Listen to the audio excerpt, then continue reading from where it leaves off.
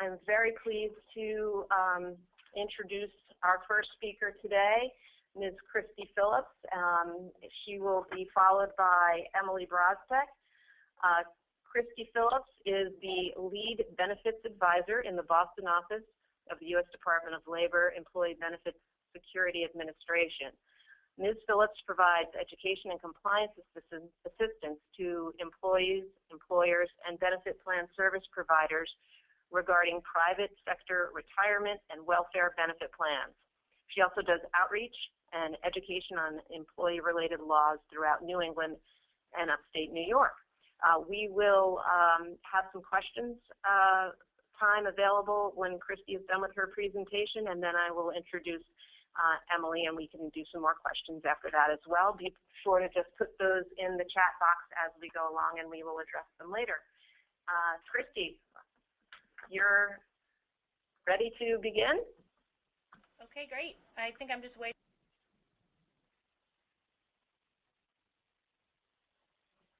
Well, what are you waiting for?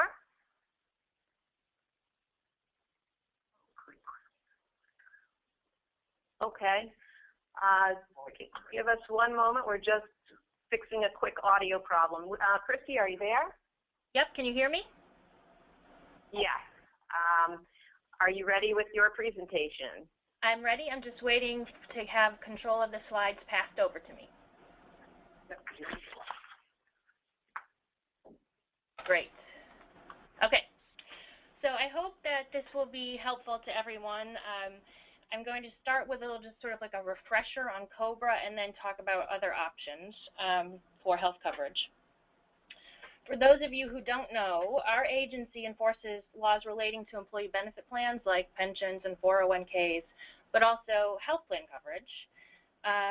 The Consolidated Omnibus Budget Reconciliation Act, or COBRA, was passed in 1985 and amended the Employee Retirement Income Security Act, or ERISA, and the Internal Revenue Code and the Public Health Service Act to add provisions requiring the continuation of group health coverage under certain circumstances. Today I'm going to talk about COBRA basics, as I said, and then I'm going to talk about some alternatives to COBRA. So what's COBRA?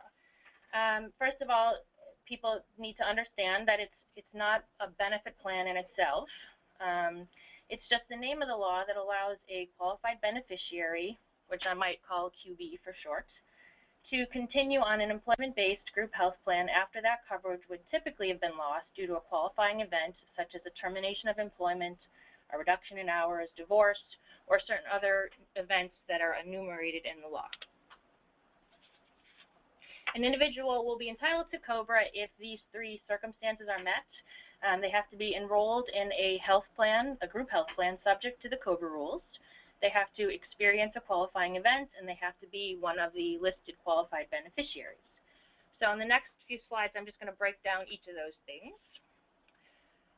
First, as I said, the person has to be enrolled in a group health plan. A group health plan is an arrangement established or maintained by an employer to provide employees or their families with medical care. And medical care is defined pretty broadly. It's any physician care, hospital care, whether inpatient or outpatient, surgery, other major medical benefits, prescription drug coverage, dental care, and vision care. And it doesn't matter if this medical care is provided through insurance, through an HMO, or whether it's self-insured. COBRA amended ERISA to cover group health plans sponsored by private sector employers. So that's where my agency's jurisdiction lies, over plans sponsored by private sector employers and labor unions.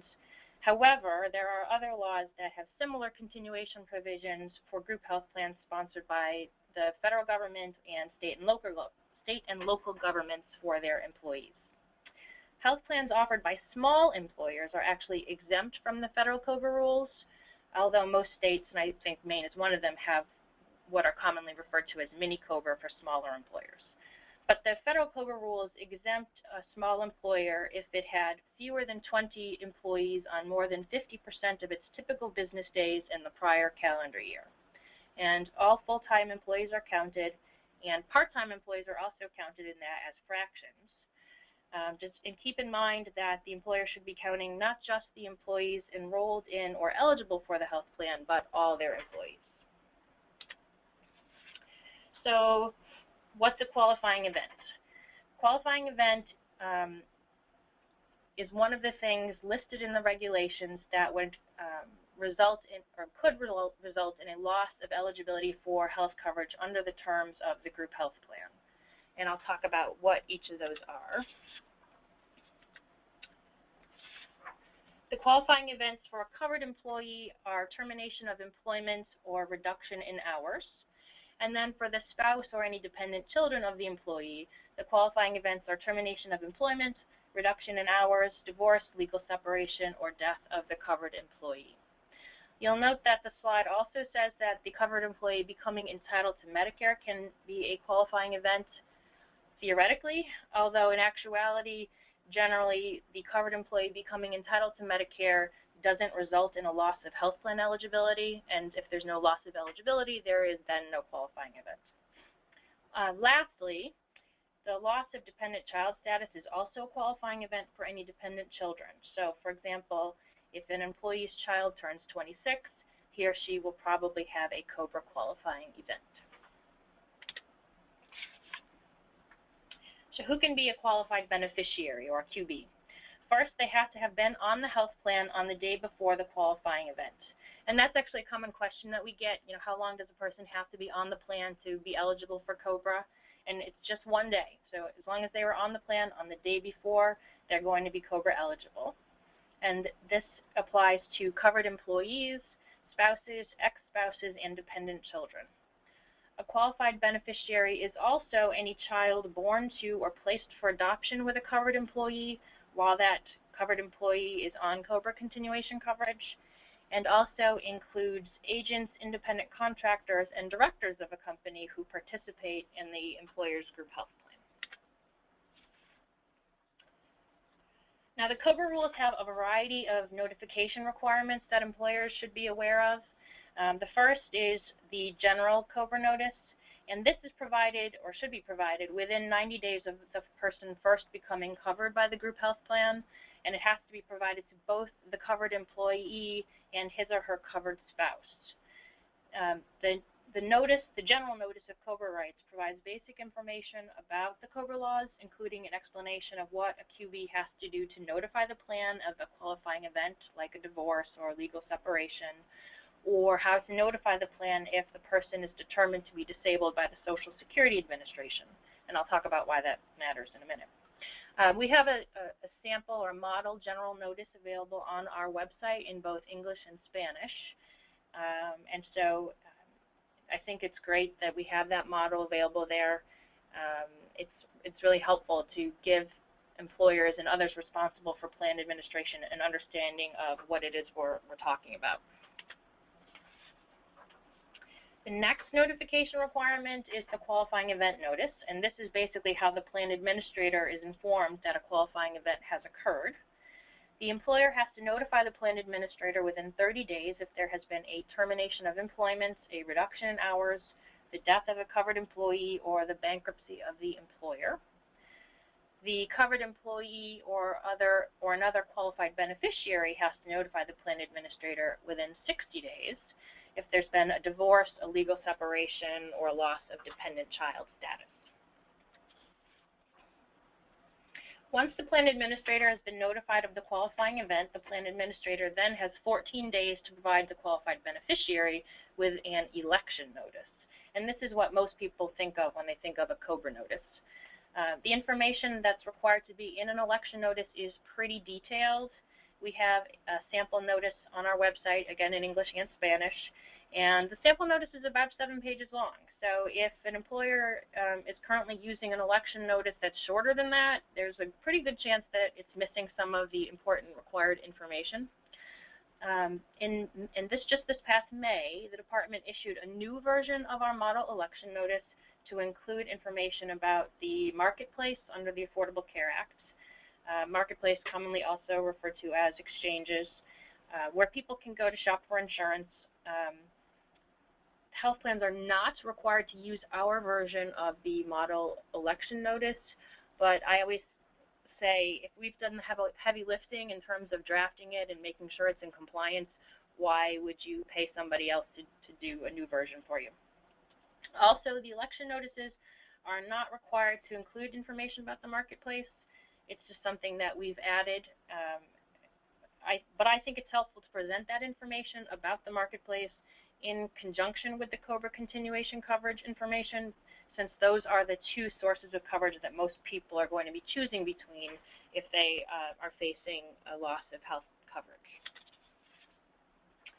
So the next 4 slides are actually screenshots from the model election notice available on our website.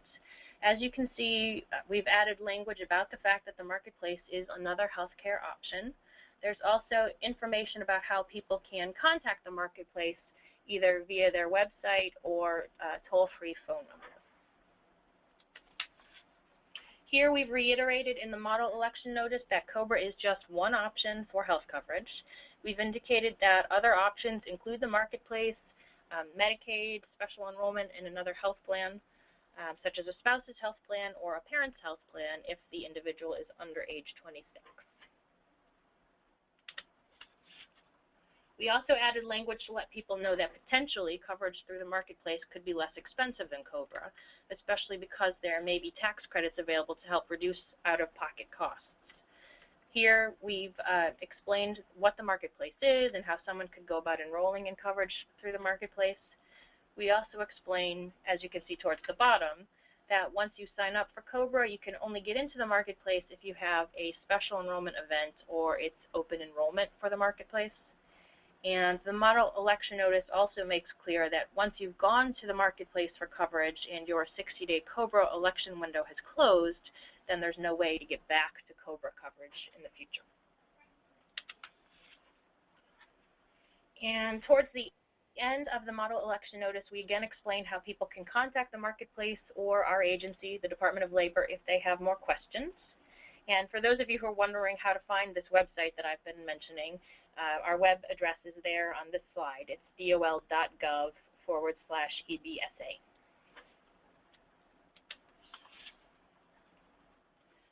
Okay, so once the COBRA election notice has gone out, it's important to know that each qualified beneficiary has an independent right to elect COBRA, regardless of whether or not other qualified beneficiaries in the family also elect. So it's theoretically possible that if you have, let's say, a family of 4 qualified beneficiaries, 2 of them might elect COBRA and 2 of them might get health coverage through some other source, maybe the Children's Health Insurance Program, for example. The window to elect COBRA coverage is 60 days from the later of the date the coverage is lost or the date the COBRA election notice is provided.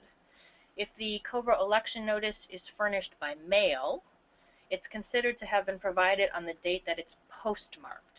And this is important to keep in mind because I think a lot of employers and benefit plan service providers get this wrong.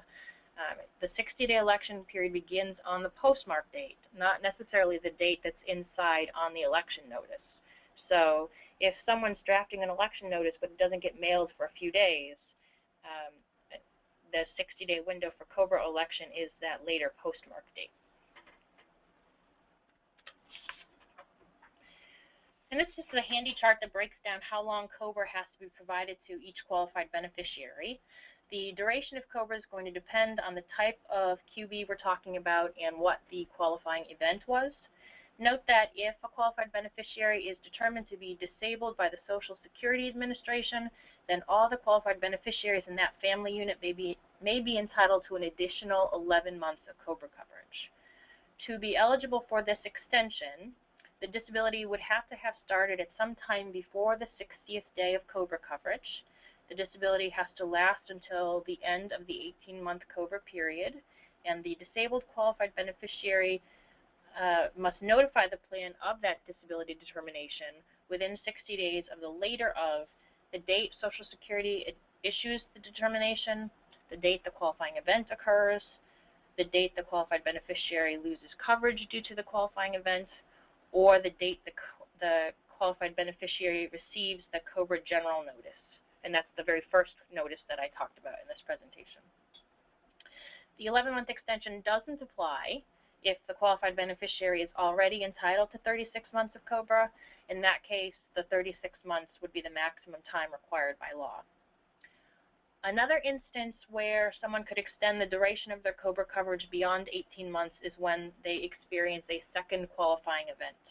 And this happens when a QB has a qualifying event that initially entitles him or her to 18 months of COBRA, and then during that COBRA period has a second qualifying event. So a sort of classic example would be if an employee has a termination of employment and the whole family goes on COBRA for 18 months, and then during that 18 months, one of the kids in the family turns 26 and loses dependent child status.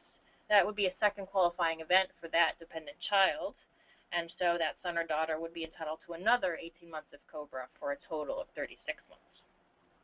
Like the disability extension, though, the 18-month extension won't apply if the qualified beneficiary is already entitled to 36 months of COBRA. In that case, the 36 months would be the maximum period the law would require. Also, the extension only applies to spouses, ex-spouses, and children. The covered employee, him or herself, would never be entitled to 36 months of COBRA. Sometimes COBRA may end early before the expiration of the 18 or 29 or 36 months of COBRA coverage, and the slide lists some reasons why COBRA could end early. Premiums not being paid or not being paid within the grace period, the health plan ceasing to exist, the qualified beneficiary enrolling in a new group health plan or Medicare, or the qualified beneficiary committing fraud against the health plan. If this happens and the coverage is going to terminate early, the plan is required to send the qualified beneficiaries a written notice of early termination, basically telling them the date the coverage ended and the reason why the coverage ended early. And that notice has to be provided as soon as practicable after the decision to terminate coverage is made.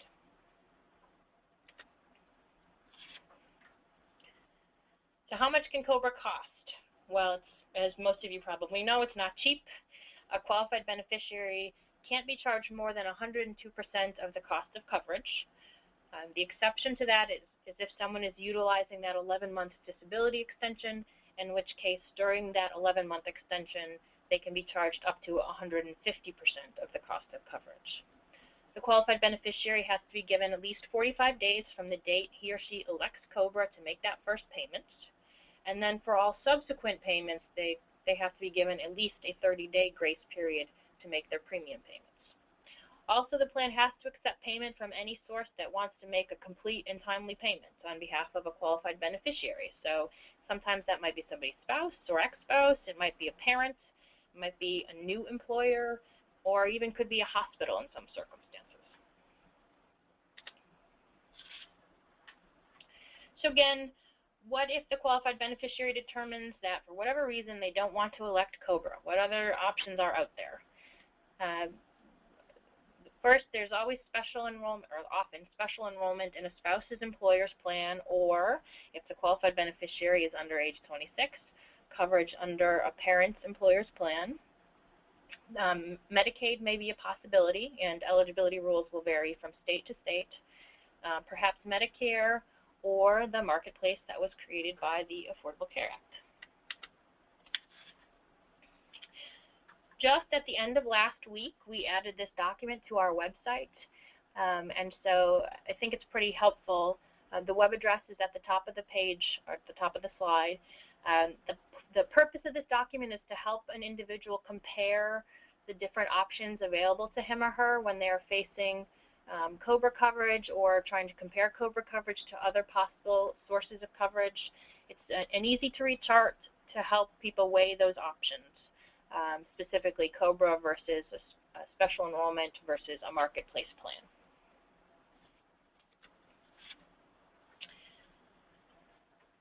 Okay, so I just want to take a couple minutes to talk about the Affordable Care Act generally. The full name of the law is the Patient Protection and Affordable Care Act, and it was passed in March of 2010 and requires certain insurance market reforms, makes provision for all Americans to have health coverage, and includes tax credits so that health coverage can be more affordable.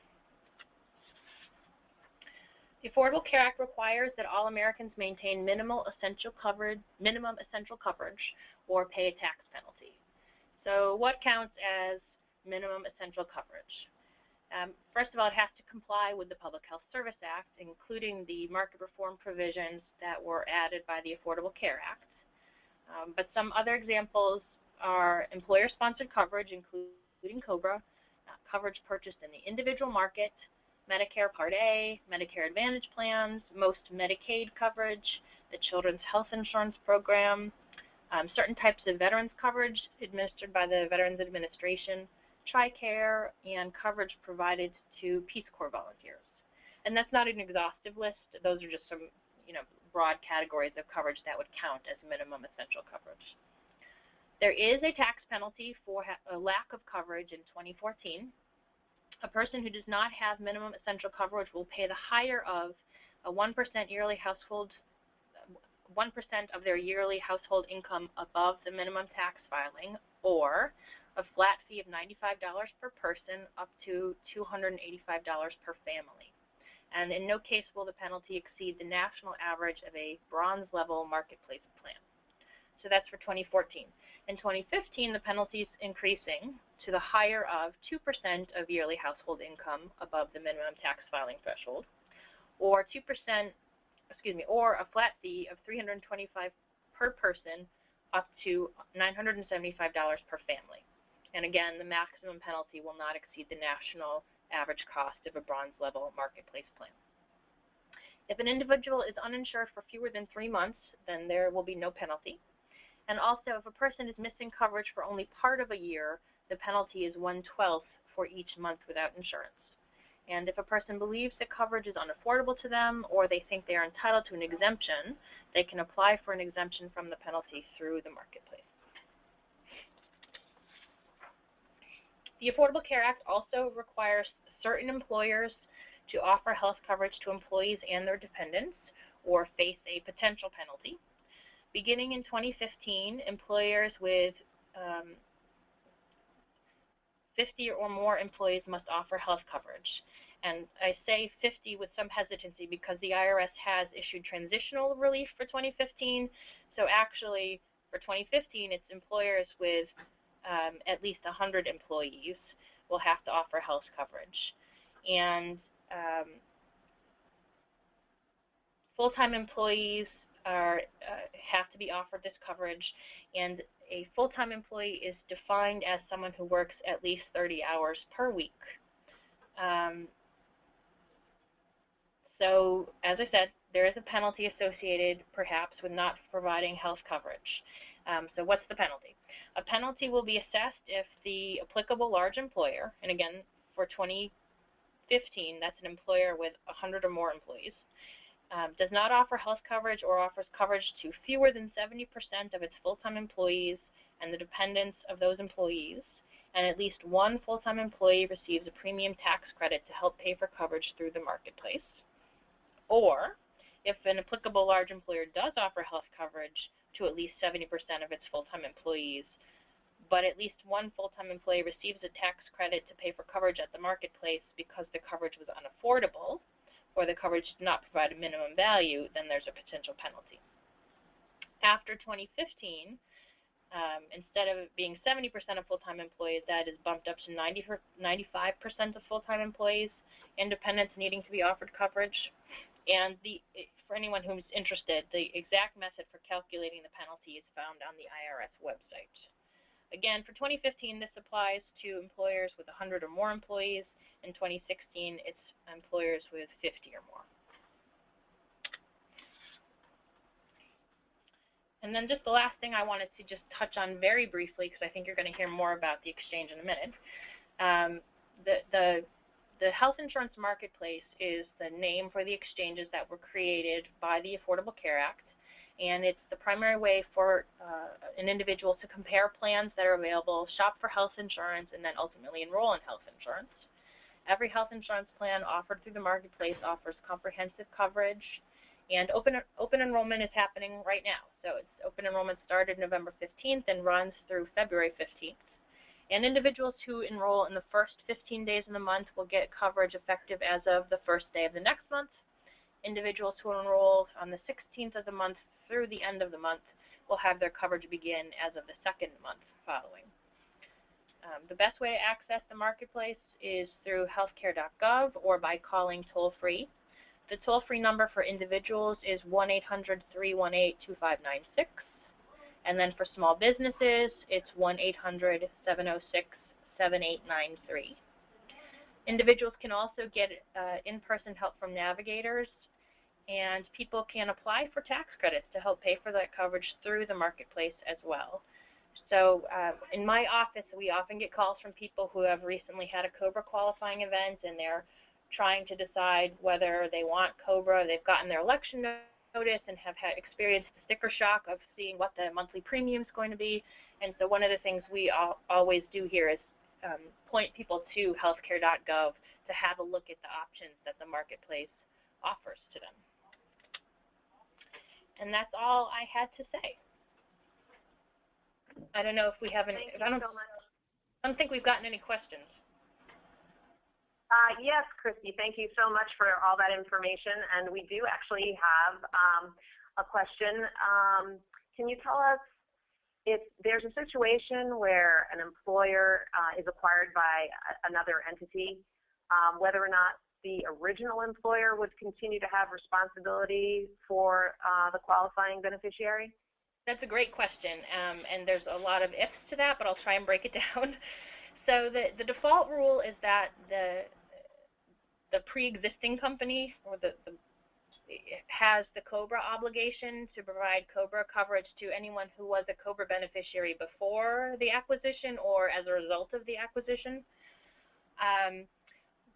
But if that entity ceases to offer a group health plan, say they completely go out of business or for whatever reason they're just stripping down and they're not going to offer health coverage anymore, then the burden to offer continuation coverage under COBRA will shift to the company, the buyer that acquired that entity.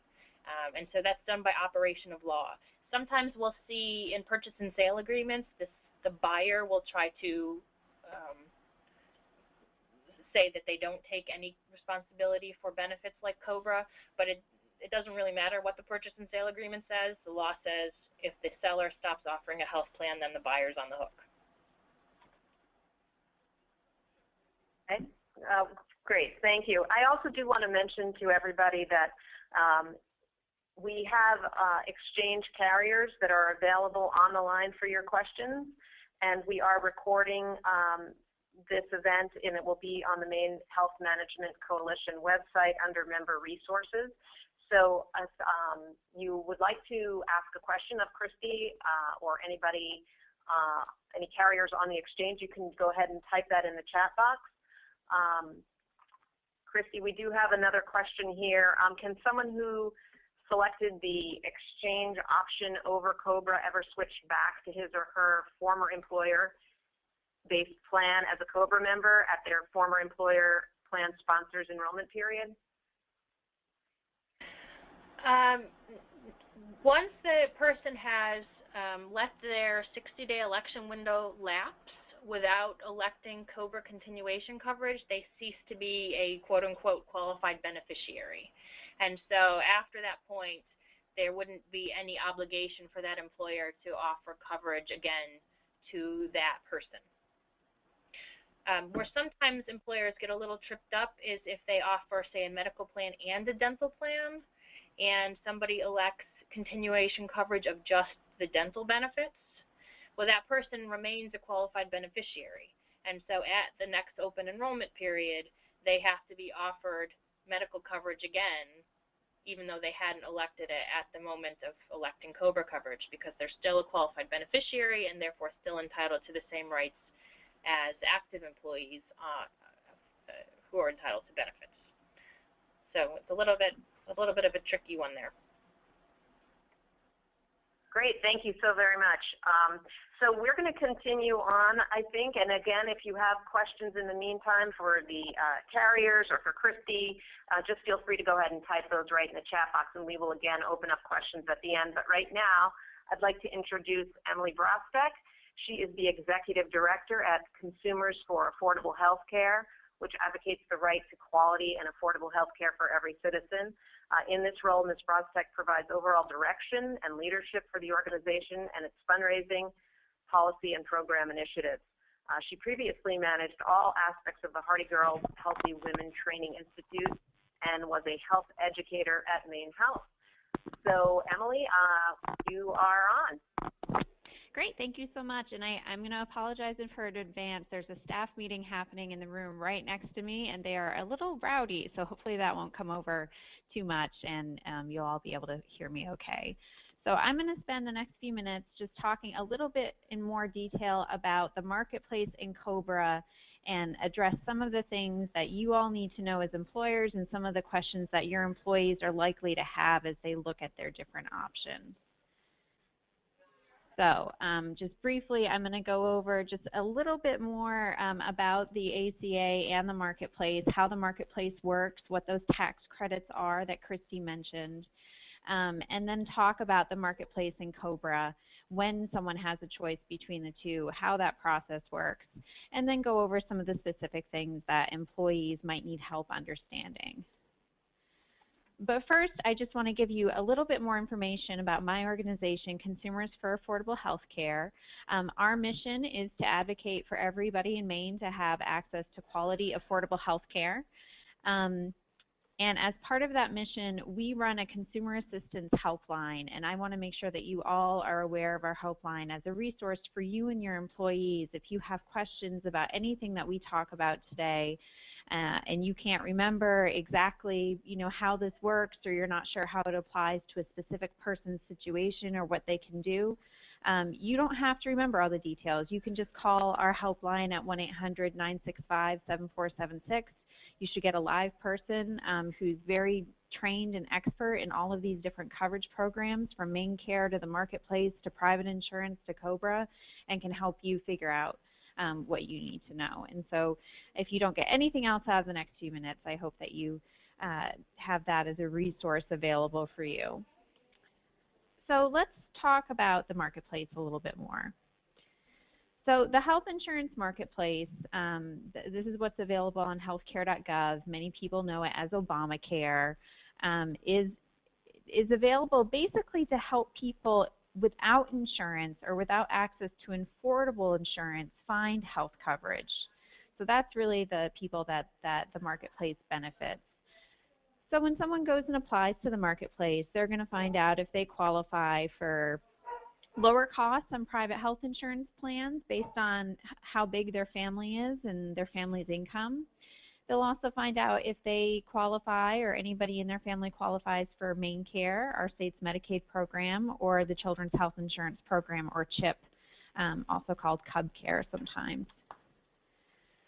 So when someone applies to the marketplace, they'll find out if they qualify for a couple different kinds of financial help that are available. And this is kind of the affordable part of the Affordable Care Act. This is really the big reason that a lot of people apply to the marketplace. Based on your income and your family size, you can get advanced premium tax credits. Those tax credits make the cost of your monthly premium lower, and they are advanced tax credits because you have the option of getting them monthly. So instead of waiting for you to file your taxes at the end of the year, those tax credits can be sent directly to the insurance company to make your premium payment lower, which makes plans much more affordable for people. And then the other kind of assistance that's available for not as many people, it's a smaller income range that qualifies for this second kind of help, is cost-sharing reductions. And basically what that means is it's an additional kind of help that lowers your out-of-pocket costs. So someone who qualifies for a cost-sharing reduction is going to see lower deductibles and out-of-pocket costs if they sign up for a silver plan on the marketplace. So it's only available with some plans. So, you may hear people talk about what the cost and the deductibles look like on the marketplace, but it really can vary significantly from person to person based on what kind of financial help that they're qualifying for. We see some people who are signing up for very good plans with, qualify for very low deductibles. It might be only paying, $10 a month for a plan with a $200 deductible. But of course, that's based on your specific situation. So who can get this kind of help at the marketplace? Well, it's not available to everybody. in order to get this kind of financial help on the marketplace, you basically can't have access to another kind of insurance that's considered affordable. So someone who has access to insurance at work and that insurance is considered good is not going to be able to go to the marketplace and get tax credits. Someone who has access to Medicare or Medicaid is also not going to get access to the tax credits that I just explained. And then the third thing that you have to meet is that you have to meet the income requirements. And so let's look at the next slide. And you can see that the income ranges to get the advanced premium tax credits are actually pretty large. So for 2015, someone who's enrolling for a 2015 plan, if I'm a household of one, I can make anywhere between $11,670 all the way up to $46,680. So it's a pretty wide income range, and many people assume that this assistance is only available for low-income people, but actually a lot of people will qualify for some kind of help. Now that help is available on a sliding scale, and what that means is that the lower your income within that income range that we just looked at, the more financial help you're going to get. So someone whose income is $12,000 a year as an individual is going to get much more in terms of advanced premium tax credits than someone whose income is $45,000 a year, as you might expect. So who is going to be going to the marketplace?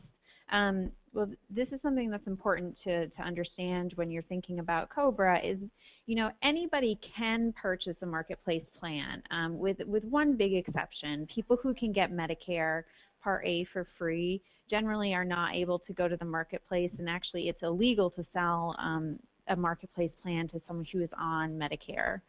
But anyone can go to the marketplace and purchase a plan. The question is who can get that financial help through the marketplace. And again, if you have access to another kind of affordable quality health coverage, generally you can't get that financial help through the marketplace. You could go and buy a plan for full cost, but you're not going to get those tax credits. So again, people who are on Medicare, people who are on Medicaid or MaineCare, someone who has access to TRICARE or VA health care, and someone who has insurance through work, generally is not going to go to the marketplace because they're not going to get that financial help. So that's kind of some basic information about the marketplace and the financial help available. So now let's turn specifically to the marketplace in COBRA. So for a long time, people who were losing their work-based coverage, COBRA was really one of the only viable options for a lot of people. And now the marketplace is an additional good choice that some people may have available to them. It could be a good option for people who are also eligible for COBRA during that transition period. But people really do need help understanding their options and how to access those options. And timing is really important here. So people only have the option of going to the marketplace at specific times. So for people in general, most people are only able to sign up on the marketplace during open enrollment period. And that open enrollment for this year started on November 15th and goes until February 15th. Next year it's going to be starting on, I believe, October 1st and going through December 15th. So it changes a little bit, at least during these first few years. Excuse me. But generally for most people, that's when you can sign up for a marketplace plan. If someone qualifies for a special enrollment period outside of open enrollment, if they have a qualifying life event happen to them, then that opens up an opportunity to sign up outside of open enrollment. And losing another kind of health coverage is something that qualifies you for a special enrollment period or an SEP. And so for people who are losing work-based coverage, that will count, and that will get them a special enrollment period. That means that, you know, they could potentially go to the marketplace even if they're not within open enrollment. Someone whose COBRA is ending or running out also could get a special enrollment period and sign up on the marketplace outside of open enrollment. So those SEPs are important for people in this situation. So when someone loses their employer-based coverage, they basically have a choice. They can choose COBRA or they can choose the marketplace. They may have some other choices to make. They might be able to look at other family coverage. But these are two options that people should consider. Now, if somebody chooses COBRA, so if somebody finds out they're going to be losing their work-based coverage and they sign up for COBRA, generally they're kind of locked into that choice at least until the next open enrollment period. So once you've chosen COBRA, you've kind of decided that you don't want that special enrollment period through the marketplace. And so your next opportunity to switch to a marketplace plan is going to happen during open enrollment. Or it's going to happen when your COBRA expires or runs out. And then you can get a special enrollment period and sign up on the marketplace. So if I sign up for COBRA, I can't 1 month later say, you know what, I think I want a marketplace plan after all. They really need to understand that by saying yes to COBRA, they're saying no to the marketplace, or at least not right now. Now, if somebody decides that they want to go to the marketplace, they have 60 days from when coverage will end to enroll in a marketplace plan through a special enrollment period. And that 60 days can start before that plan ends, actually. And so there's a way to get coverage that has no gap. But it also continues for 60 days after the coverage ends. And then depending on their income and their situation, they can get that financial help on the marketplace that we talked about. So let's review how this works by looking at an example. So let's say we have an employee named Steve, and Steve is going to be losing his employer-sponsored coverage. So Steve has a couple different options. He can either choose COBRA, or he can decide he doesn't want to go with COBRA. So let's say he doesn't go with COBRA. Well, in that case, because he is losing his employer-sponsored coverage, he qualifies for a special enrollment period. And that means that he has 60 days from when his employer coverage ends to go and apply in the marketplace to choose and enroll in a marketplace plan. Now let's say he decides that he wants to go with his COBRA coverage. Well then, let's see how that plays out over time. So eventually when his COBRA coverage runs out, when he is no longer eligible for COBRA, when that ends, that will also trigger a special enrollment period that will let him enroll in the marketplace, in the federally facilitated marketplace, to get health coverage. If he decides to, let's say that he decides to drop his COBRA coverage, so maybe he goes with COBRA, pays for it for a couple months, and then can't continue to pay it or decides it's too expensive. Well, voluntarily dropping COBRA outside of open enrollment is not going to give you an SEP or a special enrollment period. So in that case, Steve is kind of out of luck. Both for the marketplace and for the most part with plans you buy off the marketplace as well, because most private insurance companies are adhering to the same open enrollment period that the marketplace is observing. Now, the third option that Steve has is that when the next open enrollment period starts, he has the choice to drop his coverage with COBRA and switch to a marketplace plan. So as long as it's during open enrollment, he has that choice to make. Outside of open enrollment, his choices are more limited, and he would need to qualify for a special enrollment period. So finally, I just want to, kind of talk through some of the things that you may need to help employees understand. So, it's really easy for employees to kind of hone in on the premium cost between different plans. And so, once they know how much their COBRA is going to cost, they can go to the marketplace. There's a way to estimate the cost of plans and to look at different plan options. But it's important for them to look not just at the premium, but also at their total out-of-pocket expenses, and also at the provider networks that are available. So someone who is receiving very serious treatment, very intensive treatment, might be nervous or hesitant to switch plans. So for example, if someone's being treated for cancer, they might be hesitant to switch from the plan that's working for them that they get through work to a marketplace plan. And one of the things that matters there is the provider network that's available. So which doctors they can see on their current plan, and can they continue to see those doctors? Can they continue getting their medications and all of that if they switch to a marketplace plan? So really investigating how those different plans work and how they'll work for them. And then, as we've been talking about, making sure employees know when each option is available. So making sure primarily that they know once they choose COBRA, they can't in a couple months decide, that the marketplace would be more affordable.